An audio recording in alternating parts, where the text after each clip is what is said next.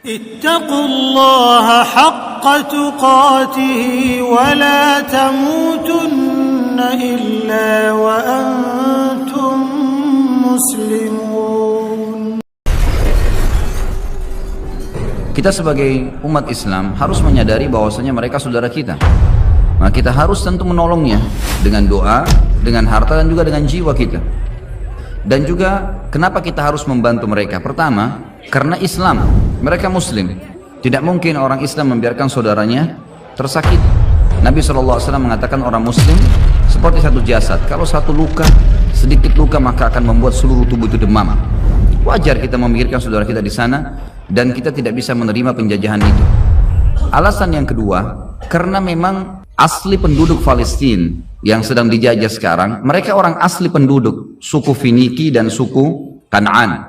Ini dua suku Arab yang asalnya ada memang di Palestina, penduduk aslinya. Jadi selain mereka Muslim mempertahankan karena agama mereka dicoreng, maka mereka juga penduduk asli. Orang-orang Yahudi yang datang itu tiba di Palestina pertama kali pada saat memang Musa alaihissalam keluar dari Mesir, selamat dari Fir'aun lalu masuki Palestina. Itu pertama kali orang Yahudi menginjakkan kakinya di Palestina. Jadi sebelumnya sudah ada dua suku asli turunan Arab yang dulunya beragama Kristen. Pada saat suku Romawi atau kebangsaan Romawi berkuasa, setelah datang Umar bin Khattab di tahun 14 Hijriah menguasai Palestina, maka pada saat itulah umat Islam menguasai wilayah itu dan seluruh masyarakatnya masuk Islam kecuali sebagian kecil yang tetap beragama Nasrani.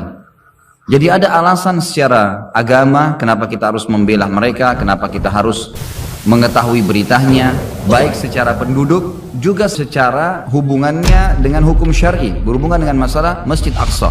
Hadis Nabi SAW yang berbunyi, Abi Dzar berkata, kami sedang berdiskusi di antara sahabat-sahabat Nabi di masjid, Nabi SAW di Madinah, lalu kami berkata satu sama yang lain, mana yang lebih afdal ya, sholat di masjid ini atau sholat di Masjid Aqsa?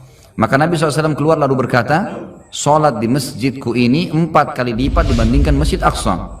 Hadis ini berarti menjelaskan Masjid Aqsa 250 kali lipat dibandingkan tempat lain karena Masjid Nabawi 1000. Lalu kata Nabi SAW, tapi ketahuilah sebaik-baik tempat sholat adalah Masjid Aqsa. Sebaik-baik tempat sholat adalah Masjid Aqsa. Dan akan datang nanti satu waktu, ini seakan-akan Nabi SAW menceritakan tentang keadaan sekarang. Seseorang tinggal di sana tidak memiliki tanah lagi kecuali senilai dengan tali sendal mereka. Dan mereka tetap mempertahankannya karena ingin melihat Baitul Maqdis. Seperti menceritakan tentang keadaan muslimin sekarang. Lalu kata Nabi SAW, ketahuilah tanah sekecil itu pun di sekitar Baitul Maqdis, sekitar Masjid Aqsa, senilai itu pun tanah kita miliki di sana karena ingin melihat Baitul Maqdis, kata Nabi SAW, lebih baik daripada dunia dan seluruh isinya. Ini fadilah yang jarang orang dengar. Mestinya tahu kalau di sana itu mempertahankan tanah seperti tali sendal saja sudah lebih baik daripada dunia dan seluruh isinya. Ini satu hal yang luar biasa.